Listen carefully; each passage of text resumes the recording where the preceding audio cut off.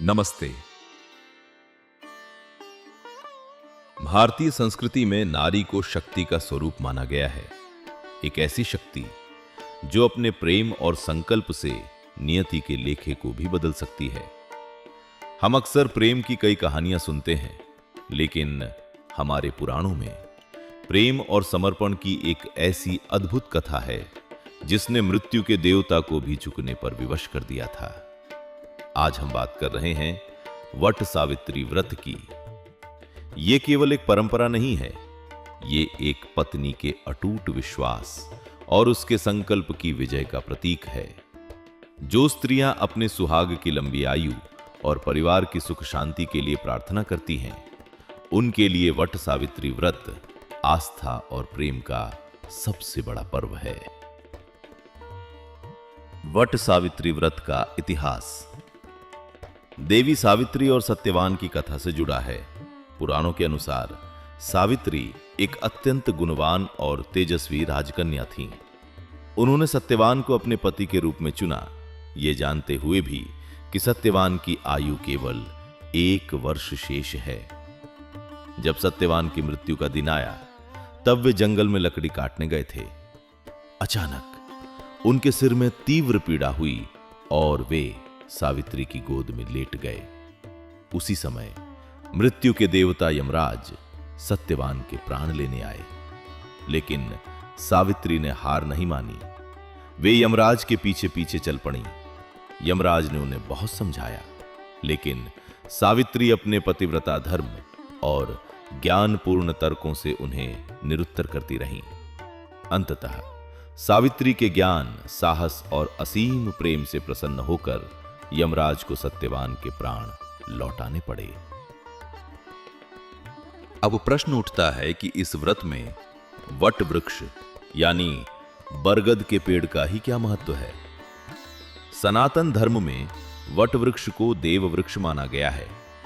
शास्त्रों के अनुसार इस पेड़ की जड़ों में ब्रह्मा, तने में विष्णु और डालियों में भगवान शिव का वास होता है। बरगद का पेड़ अपनी लंबी आयु, स्थिरता और विशाल छाया के लिए जाना जाता है। जब एक स्त्री वट वृक्ष की परिक्रमा करती है, तो वो प्रकृति से प्रार्थना करती है कि उसके पति की आयु भी इसी वट वृक्ष की तरह लंबी हो, उसका परिवार भी इसी पेड़ की तरह हरा भरा रहे और हर आंधी तूफान में मजबूती से खड़ा रहे। यह व्रत हमें सिखाता है कि प्रकृति और मनुष्य का संबंध कितना गहरा है। यह पर्यावरण के संरक्षण का भी एक सुंदर संदेश देता है। तो इस परम पावन व्रत को पूरे विधि विधान के साथ कैसे संपन्न करें। वट सावित्री व्रत की शुरुआत सुबह जल्दी उठकर और स्नान करने के साथ होती है। पहला चरण है संकल्प। स्वच्छ वस्त्र धारण करें, 16 श्रृंगार करें और अपने मन में पति की लंबी आयु का संकल्प लें। दूसरा चरण है वट वृक्ष की पूजा। एक बांस की टोकरी में पूजा की सामग्री रखें। वट वृक्ष की जड़ में जल अर्पित करें। तीसरा चरण है रक्षा सूत्र।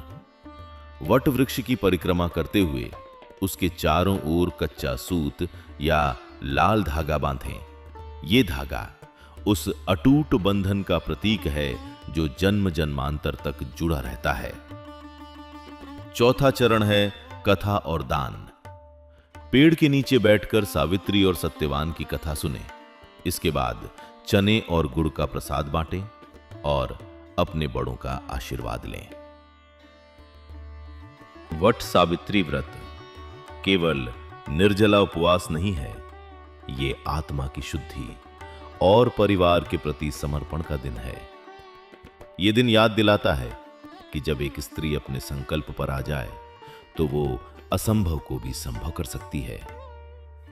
इस वट सावित्री व्रत पर ईश्वर आपके जीवन साथी को उत्तम स्वास्थ्य और दीर्घायु प्रदान करें।